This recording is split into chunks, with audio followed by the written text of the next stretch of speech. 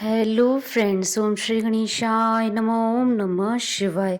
आप सभी का स्वागत है आपके अपने यूट्यूब चैनल पर। फ्रेंड्स, आज हम आपको इस वीडियो में बताने जा रहे हैं कार्तिक मास की मासिक शिवरात्रि का शुभ मुहूर्त, पूजा विधि, महत्व, नियम और कार्तिक मास की शिवरात्रि की पौराणिक व्रत कथा और मासिक शिवरात्रि के दिन किए जाने वाले उपायों के बारे में। फ्रेंड्स, वीडियो शुरू करने से पहले आपसे रिक्वेस्ट है, अगर आप हमारे चैनल पर नए हैं और आपने अभी तक चैनल को सब्सक्राइब नहीं किया है तो प्लीज़ सब्सक्राइब कीजिएगा चैनल को, साथ ही प्रेस कीजिएगा बेल आइकन को, जिससे नए वीडियोस रिलेटेड नोटिफिकेशन आपको तुरंत प्राप्त हो सके।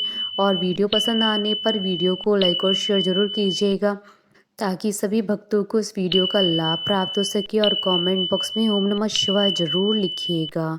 हिंदू पंचांग के अनुसार प्रत्येक माह की कृष्ण पक्ष की चतुर्दशी तिथि को शिवरात्रि का व्रत किया जाता है।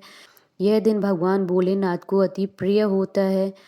इस बार मासिक शिवरात्रि पर दुर्लभ संयोग बन रहा है। इस दिन भगवान शंकर की पूजा करने से विशेष लाभ प्राप्त होगा। इस दिन पूजा करने से शिव परिवार के साथ साथ माता लक्ष्मी की भी कृपा प्राप्त होगी।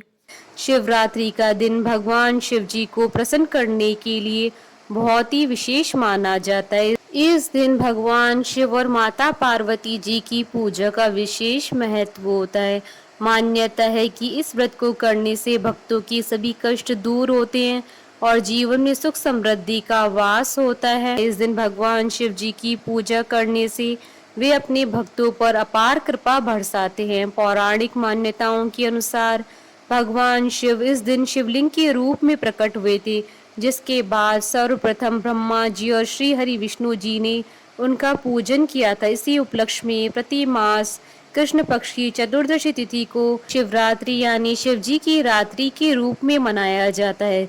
इस दिन शिव भक्त व्रत करते हैं और अपने आराध्य देव को प्रसन्न करने के लिए विधि विधान के साथ उनकी पूजा करते हैं।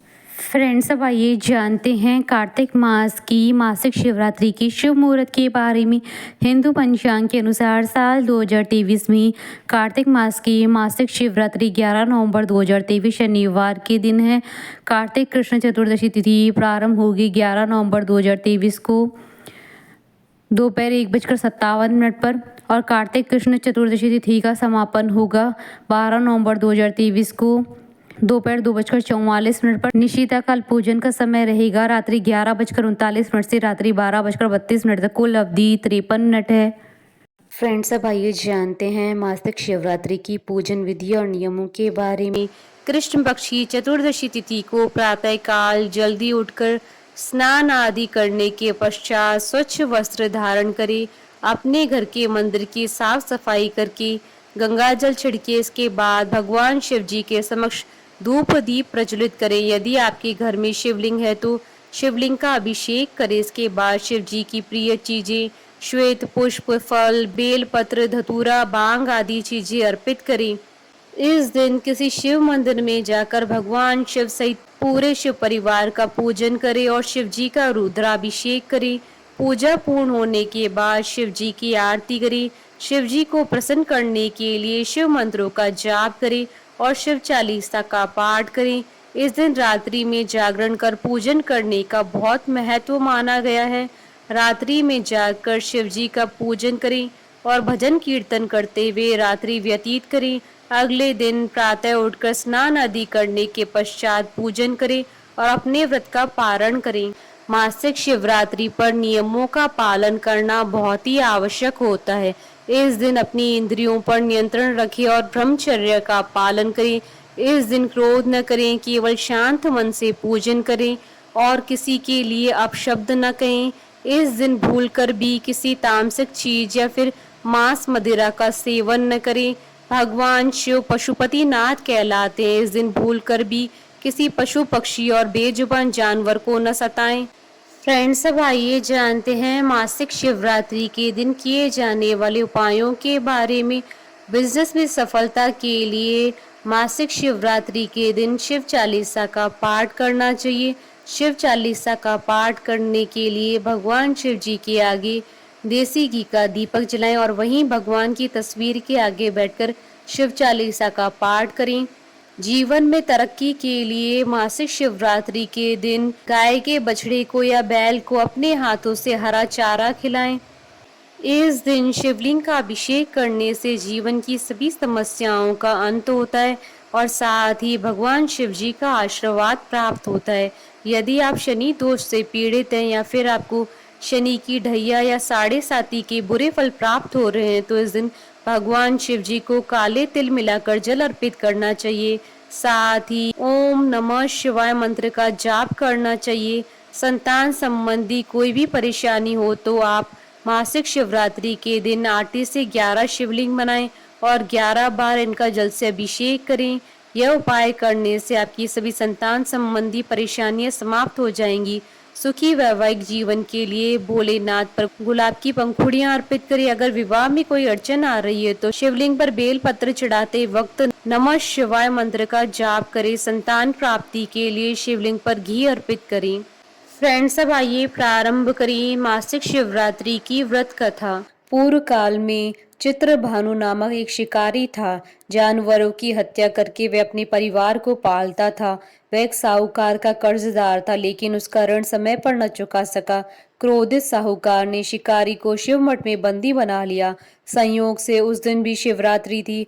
शिकारी ध्यान मग्न होकर शिव संबंधी धार्मिक बातें सुनता रहा। चतुर्दशी को उसने शिवरात्रि व्रत की कथा भी सुनी। शाम होते ही साहूकार ने उसे अपने पास बुलाया और ऋण चुकाने के विषय में बात की। शिकारी अगले दिन सारा ऋण लौटा देने का वचन देकर बंधन से छूट गया। अपनी दिनचर्या की भांति वह जंगल में शिकार के लिए निकला, लेकिन दिन भर बंदी गृह में रहने के कारण भूख प्यास से व्याकुल था। शिकार खोजता हुआ वह बहुत दूर निकल गया था। जब अंधकार हो गया तो उसने विचार किया कि रात जंगल में ही बितानी पड़ेगी। वह वन में एक तालाब के किनारे एक बेल के पेड़ पर चढ़कर रात बीतने का इंतजार करने लगा। बिलपत्र के नीचे शिवलिंग था जो बिलपत्रों से ढका हुआ था। शिकारी को यह पता न चला। पड़ाव बनाते समय उसने जो टहनियां तोड़ी थी वह संयोग से शिवलिंग पर गिरती चली गई। इस प्रकार दिन भर भूखे प्यासे शिकारी का व्रत भी हो गया और शिवलिंग पर बेलपत्र भी चढ़ गए। एक पहर रात्रि बीत जाने पर एक गर्भिणी हिरणी तालाब पर पानी पीने पहुंची। शिकारी ने धनुष तीर चढ़ाकर ज्यों ही प्रत्यंचा खींची। हिरणी बोली, मैं गर्भिणी हूँ, शीघ्र ही प्रसव करूंगी। तुम एक साथ दो जीवों की हत्या करोगे जो ठीक नहीं है। मैं बच्चे को जन्म देकर शीघ्र तुम्हारे समक्ष प्रस्तुत हो जाऊंगी, तब मार लेना। शिकारी ने प्रत्यंचा ढीली कर दी और हिरणी जंगली झाड़ियों में लुप्त हो गई। प्रत्यंचा चढ़ाने तथा ढीली करते वक्त कुछ बिलपत्र अनायास ही टूटकर शिवलिंग पर गिर गए। इस प्रकार उससे अनजाने में ही प्रथम पैर का पूजन भी संपन्न हो गया। कुछ देर बाद जब एक और हिरणी उधर से निकली, शिकारी की प्रसन्नता का ठिकाना न रहा। समीप आने पर उसने धनुष पर बाण चढ़ाया।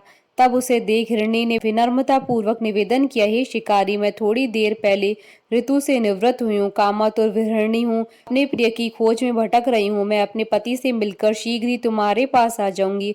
शिकारी ने उसे भी जाने दिया। 2 बार शिकार खोकर उसका माथा ठनका। वह चिंता में पड़ गया। रात्रि का आखिरी पैर भी बीत रहा था। इस बार भी धनुष से लगकर कुछ बेलपत्र शिवलिंग पर जा गिरे तथा दूसरे पैर की पूजा भी संपन्न हो गई।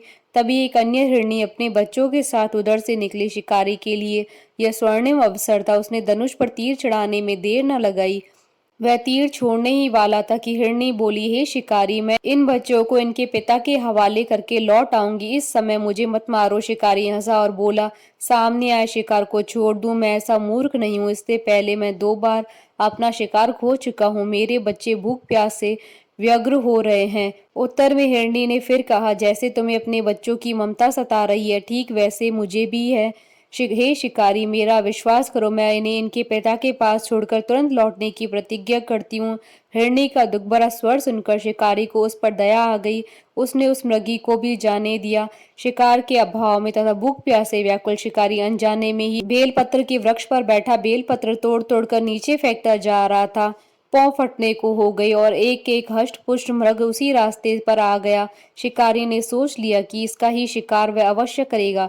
शिकारी की 3 प्रत्यंचा देख मृग विनीत स्वर में बोला, हे शिकारी, यदि तुमने मुझसे पूर्व आने वाली 3 मृगियों तथा छोटे छोटे बच्चों को मार डाला है तो मुझे भी मारने में विलंब न करो, ताकि मुझे उनके वियोग में एक क्षण भी दुख न सहना पड़े। मैं उन हिरनियों का पति हूँ। यदि तुमने उन्हें जीवन दान दिया है तो मुझे भी कुछ क्षण का जीवन देने की कृपा करो। मैं उनसे मिलकर तुम्हारे समक्ष उपस्थित हो जाऊंगा। मृग की बात सुनते ही शिकारी के सामने पूरी रात का घटनाक्रम घूम गया। उसने सारी कथा मृग को सुना दी। तब मृग ने कहा, मेरी तीनों पत्नियां जिस प्रकार प्रतिज्ञाबद्ध होकर गई हैं, मेरी मृत्यु से अपने धर्म का पालन नहीं कर पाएंगी। अतः जैसे तुमने उन्हें विश्वास पात्र मानकर छोड़ा, वैसे ही मुझे भी जाने दो। मैं उन सबके साथ तुम्हारे सामने शीघ्र उपस्थित होता हूँ। शिकारी ने उसे जाने दिया। इस प्रकार सुबह हो गई। उपवास, रात्रि जागरण तथा शिवलिंग पर बेलपत्र चढ़ाने से अनजाने में ही शिवरात्रि की पूजा पूर्ण हो गई। पर अनजाने में ही की हुई पूजन का परिणाम उसे तत्काल मिला। शिकारी का हिंसक हृदय निर्मल हो गया, उसमें भगवत शक्ति का वास हो गया।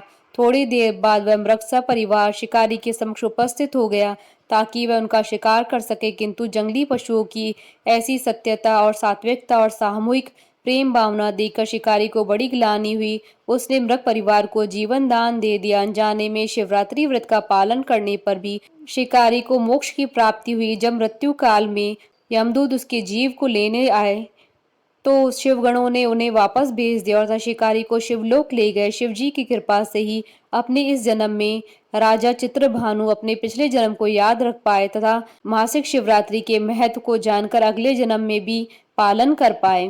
बोलिए भगवान शंकर माता पार्वती जी की जय। हमारे साथ इस वीडियो में अंत तक बने रहने के लिए आपका धन्यवाद। ओम श्री गणेशाय नमः। ओम नमः शिवाय।